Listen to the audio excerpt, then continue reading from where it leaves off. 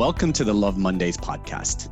My goal is to bring inspiring and authentic guests on the show who can have a profound impact on individuals and help them love Mondays.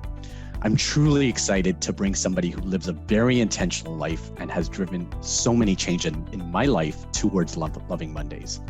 In this world where many people do not love what they do and are unfulfilled, I think there's tremendous opportunity to find that unique path for all of us to love Mondays. I do want to dedicate this episode to my good friend, Neil Pinto. Neil passed away, but he truly lived a goal-giving life. His funeral was this past weekend, and it was clear to me that Neil was a go-giver. He gave his time, he gave his energy, he gave financially to amazing causes, and had a dream to build an orphanage in Goa, India, his native country.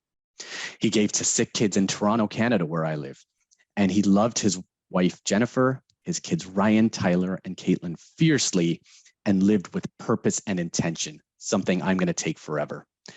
He will be missed, but his legacy will live on forever. Rest in peace, Neil. Bob Burg, welcome to the podcast. Thank you, Ron, for having me. I'm so sorry for your loss. Thank you, Bob. So Bob is a best-selling author and leadership authority. He has sold over 2 million copies of his books, and they've been translated in several countries around the world. The Go-Giver, which he co-authored with John David Mann, captured the imagination of readers across the world. It's a philosophy that puts giving at the center of leadership. Bob has spoken to audiences of up to 16,000 people and has worked with Olympic athletes and many, many leaders around the world. In this world where many political leaders and business leaders have a me-first approach or a dog-eat-dog philosophy, I find this approach extremely refreshing, impactful, and even profitable. So Bob, I really, really appreciate it, and I'm going to get right into it. So Bob, my very first question, I always start with, how can you help people love Mondays more? What are a couple of things that people can do to immediately start on that path? Well, the first part of it, I think you alluded to in your opening comments, and that is to enjoy what you're doing. I think that's where it all begins. And if you're in a situation where you don't really just enjoy or love or are passionate about what you're doing, which is part of life sometimes, if you can find something about it that you do and focus on that, that's certainly going to help you have a much better attitude toward Mondays.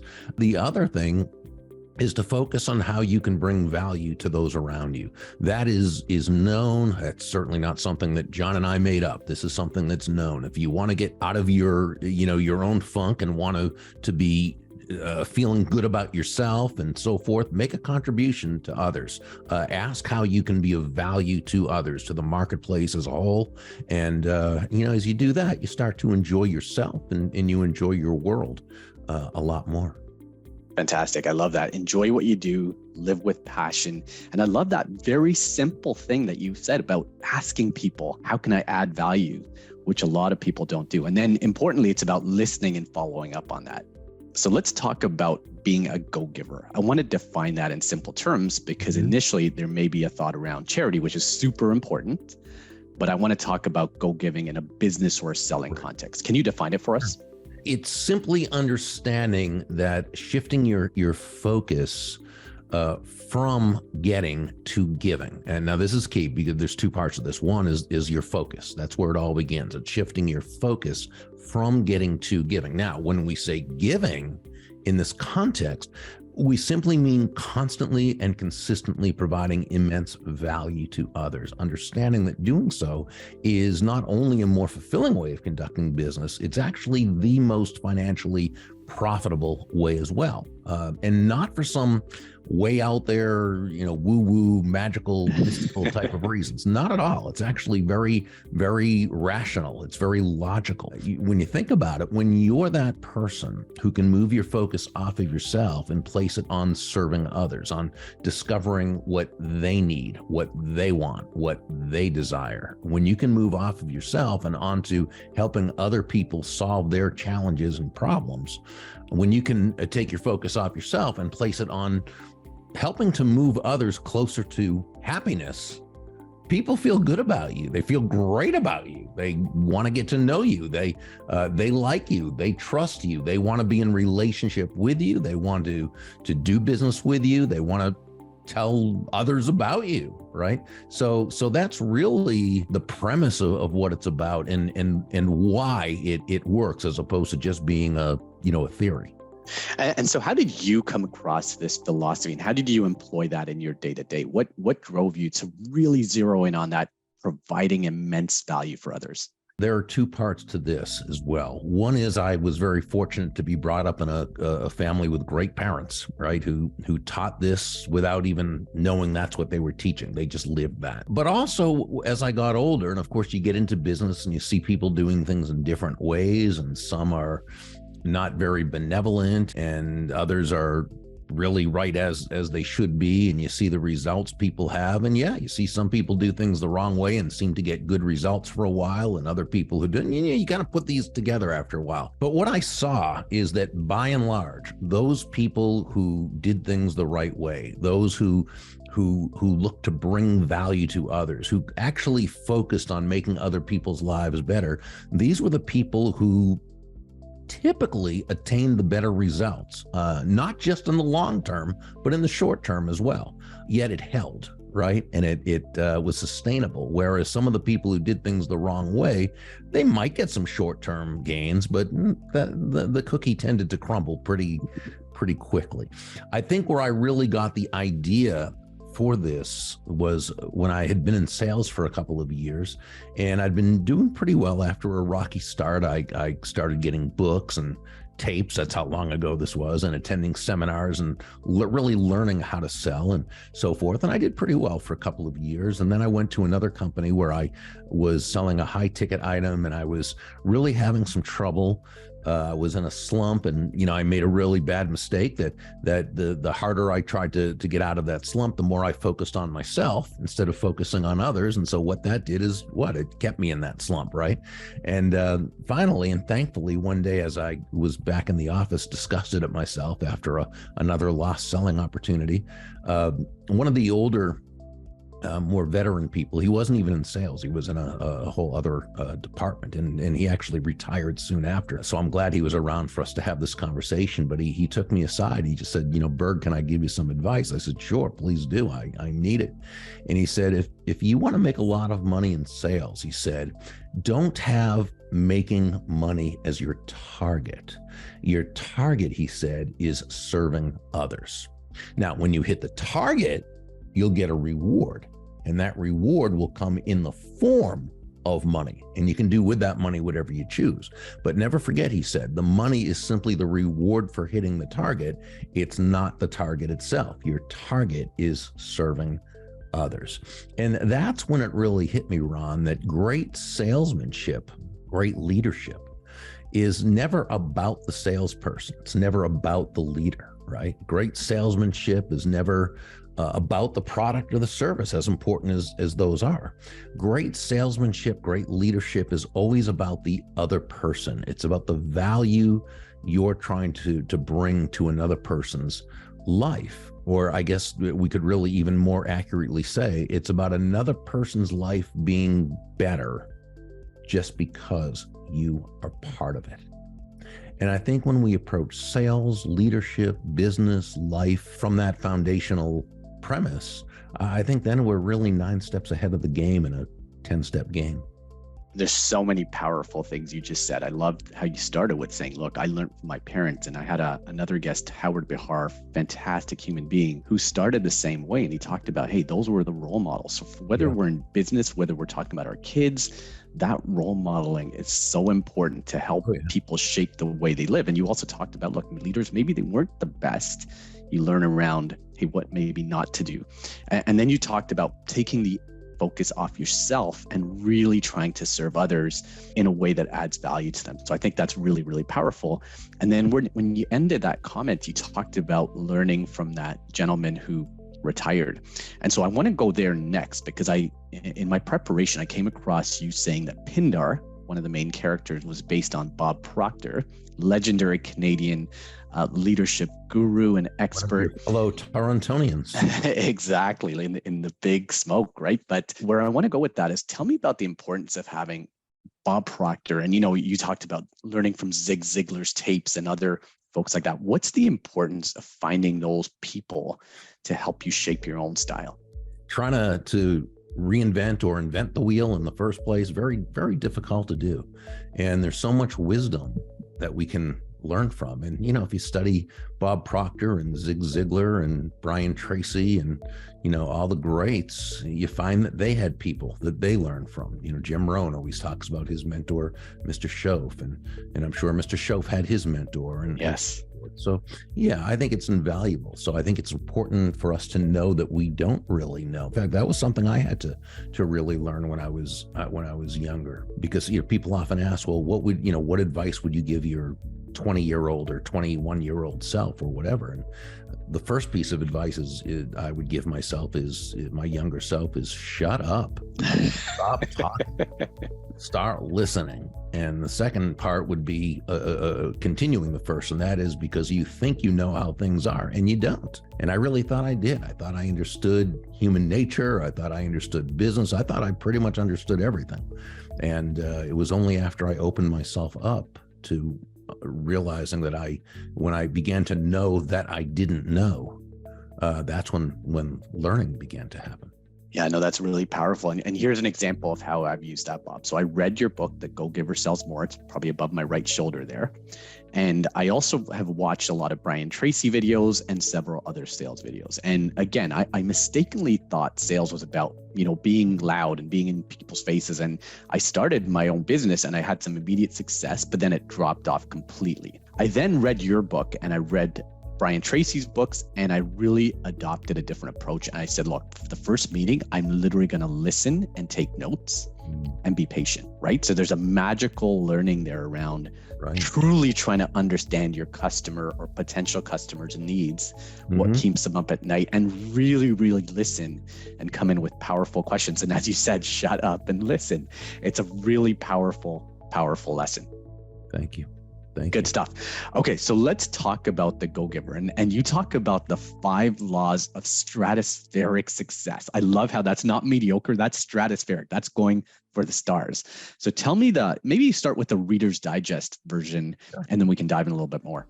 And yes, stratospheric success was definitely a term that John David Mann, my co-author, coined. He was just such a delight to work with. He was the lead writer. He was the storyteller. He's amazing. So so the 5 laws first are, as an overview, are the laws of value, compensation, influence, authenticity, and receptivity. The law of value, which says your true worth is determined by how much more you give in value than you take in payment. It doesn't mean you don't make a profit. You make a great profit, but it means the buying experience is so immense, so wonderful, so fantastic, both intrinsically through the product or service that you have, but also everything you add into it, your excellence, consistency, attention, empathy, appreciation. The entire experience is so wonderful that person feels as though they receive much more in value than what they paid, while you make a very healthy profit. And this all happens because your focus is on them, not on yourself. It's also why John and I say that money is an echo of value, right? Money is an echo of value. It's the thunder to value's lightning, meaning the value must come first. That must be the focus, the value. The money you receive is simply a natural result of the value you've provided.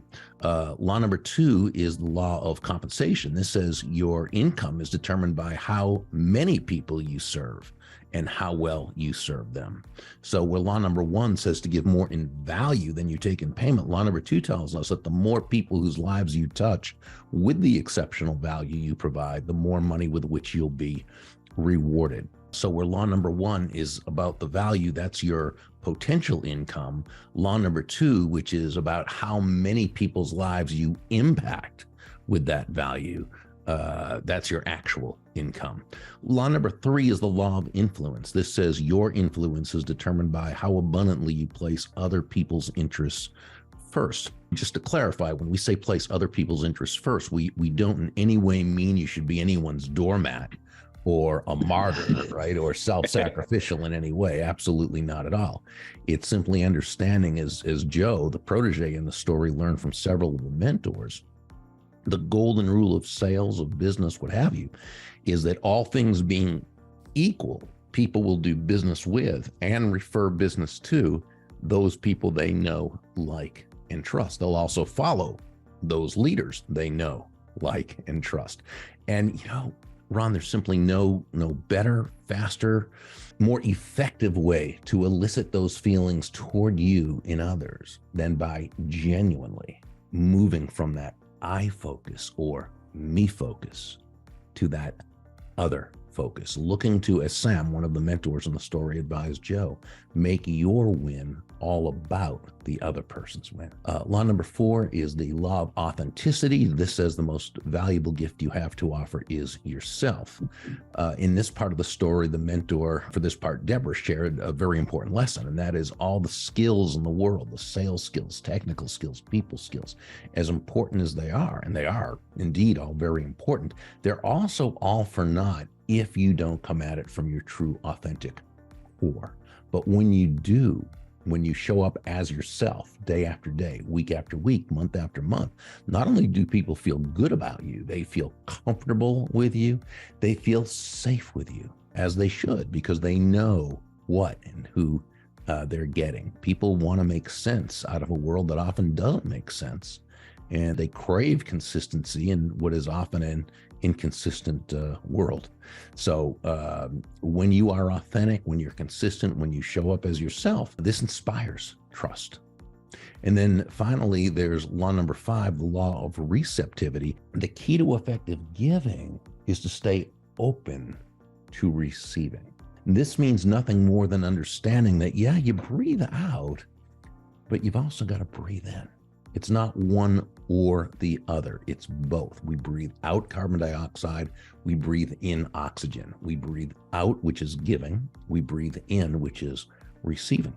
Giving and receiving are not opposite concepts, though the world around us constantly and continually provides us with the message that it is, right? The anti-prosperity messages out there are absolutely brutal when you think about it. And so since we hear them from the time we're little kids, whether it's a combination of upbringing, environment, schooling, news media, television shows, movies, social media, what have you, right? It gets into the conscious, but more insidiously, it gets into the unconscious. And so people grow up with these feelings, negative feelings about money. They don't even know where they come from. And it leads towards self-sabotage and not being able to receive despite having provided such wonderful value. So I think it's important to understand that just like breathing out and breathing in, giving and receiving are two sides of the same coin, and they work in tandem. It's not, are you a giver or a receiver? It's, you're a giver and a receiver. But here's what we also know. The giving comes first. This is universal laws, as Bob Proctor would talk about, right? Universal laws, you can embrace them or you can deny them, but you can never alter them. That was one of the things he used to say I love. And really it is. It's a law, it's laws of nature, human nature, economic nature, physical nature. We plant before we harvest. It's not the opposite. We sow before we reap. We give before we receive. So as long as we do that and we do that correctly and we follow these laws, we've really created that benevolent context for success. When that happens, we need to allow ourselves to receive with gratitude. Fantastic. I love that. And I love the importance of receiving and being open to receiving and really emphasizing, that is just as much a part of the go-giver philosophy as the giving. But I love how you said, look, it's about giving first. So I love those 5 laws. So value, compensation, influence, authenticity, and receptivity, right? And you really talked about emphasizing that providing value right from the get-go in this conversation. So tell me what people can do to add value. So let's say it's a person's a salesperson, and let's use a hypothetical example. What did you do when you changed that trajectory of your performance? Like, what are a couple of things you did?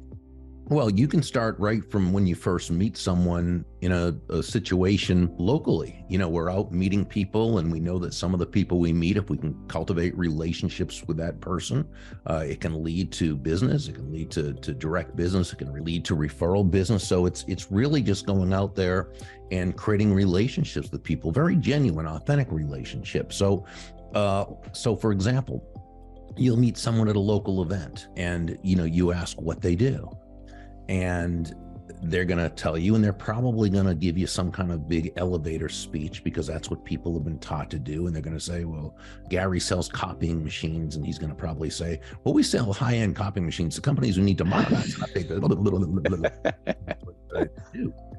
and then he's probably going to, and of course you want to listen respectfully and so forth, but he's going to then probably say, what do you do? And my suggestion is, don't give him an elevator speech, even a benefit statement, which is a lot nicer, and which there's time and place for, where it's just the benefit of what you do. If you're a financial advisor, a benefit statement might be, we help people create and manage wealth. Okay, it's very other focused, but I wouldn't even do that there. I would just say what you do.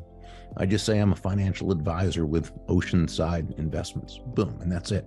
Because right now, that person's level of interest in you and in what you do can be summarized accurately in 3 words. He doesn't care. And if you do the elevator speech thing or even the benefit statement, it's going to come across like everyone else they meet who's just trying to sell them their hat. And there's no value at it. So instead, what if you just focus on that person during this first conversation, asking questions about them, but not just any questions, or the questions I call feel-good questions. These are questions which are not salesy, they're not prospecty, they're not intrusive, they're not invasive. They simply very quickly and naturally build rapport. They make the other person just feel good about themselves, about the situation, and about you. So Gary sells copying machines. And the first feel-good question might be, Gary, how did you get started selling copying machines? Or a little bit more elegant, respectful way might be, how did you get started as an office products professional? This is a question, Ron, it's not a clever question. It's not a slick question. In fact, it's pretty mundane. How did you get started? Yet people love answering that question. Why? Because you're asking them a question. You're asking them to tell their story. You're asking them to be the movie of the week, right? You're asking them to share. And here's the thing. Nobody asked them to do that, right? Their own family has never asked them how they got started in their business. And here's you, who they first met, who rather than just trying to sell them your stuff like everybody else is trying to do, you're actually asking them to share their story with you. There's value right there. Okay. A follow-up question to that, the second feel-good question is, what do you enjoy most about your work? It might start out with, you must have some fascinating stories. What do you enjoy most about what you do? And again, it's a feel-good question. It elicits a feel-good response. Now, after you've asked a couple of the feel-good questions, you ask what I call the one key question that will distinguish you, that will set you apart from everyone else that person's ever met. And it sounds something like this. Gary, how can I know if someone I'm speaking with is a good client for you? A nice way to frame that question is to say, Gary, I always love connecting good people with other good people. Tell me, how can I know if someone I'm speaking with is a good client for you? Or prospect or customer or whatever. And if they're not in sales, it would be, how can I know if someone I'm speaking with is a good connection for you or someone you'd like to meet? So when we ask those kinds of questions, we are really placing our focus on them. We're making it about them. We're placing their interest first, right? And really all we're doing is developing such a wonderful rapport. Now, after he asks you these questions, he's probably going to want to know about you because you've made him feel so good about himself. But still, it's not that business is going to take place during this first conversation. If it does, great. And it does sometimes, depending upon timing. But that's not how it usually is. It's not real world. It's not how it goes. But what it does is it places you in a wonderful position to begin the follow-up and follow-through process and the relationship creation process. Yeah, no, and throughout those, those answers, I really felt the authenticity of what you're talking about, right? Genuine interest. Well, that's and it's not, you're not trying to close a sale here. You're genuinely interested in trying to serve others. And what you talked about earlier was, hey, the outcome may be great, profitable business and money and things like that. But I loved how you said is put the focus on serving others. Mm-hmm. And as long as you provide value and follow those 5 laws, the money will come. So talk to me about maybe controlling what you can control, letting go of the outcome. Tell me about why that's so important. Well, I mean, I think whether you learn this from your individual religious tradition or from studying the Stoics from a couple thousand years ago, the messages are the same. That if we, if we try to control that which cannot be controlled, we're going to have a life of misery. And I always say my life changed for the better when I realized my job was not general manager of the universe. Right? Yes. And once you realize there's certain things you just can't control, it's actually very freeing because you can place your focus on that which you can control, your attitude, your actions, the way you treat others, the effort you put into, certain things. You can operate with a sense of emotional posture, or as I like to say, when you care, but not that much. And what I really mean is you prefer an outcome, but you're not attached to that outcome. Your sense of happiness and peace of mind is not dependent upon any one result because you can't control those results. Absolutely. It reminds me of the quote, life is 10% what happens and 90% of how you respond to it. Okay, so let's go next to what are some books that people could can go to. And I know you've talked about books like, for example, the 1910 book, The Science of Getting Rich. So what are 2 or 3 books that you say, hey, these have been game changers for you? Yeah, I actually learned about that. I just happen to have it on my desk because I'm reading it. I first learned about this from Bob Proctor. It was the little green book at the time. I think I've had like 3 or 4 different versions because I've been through so many of them. But yeah, by Wallace D. Wattles, 1910, The Science of Getting Rich, which is just a wonderful book. But there are so many other great books. And, we're talking about whether the classics such as How to Win Friends and Influence People and Think and Grow Rich, The Magic of Thinking Big.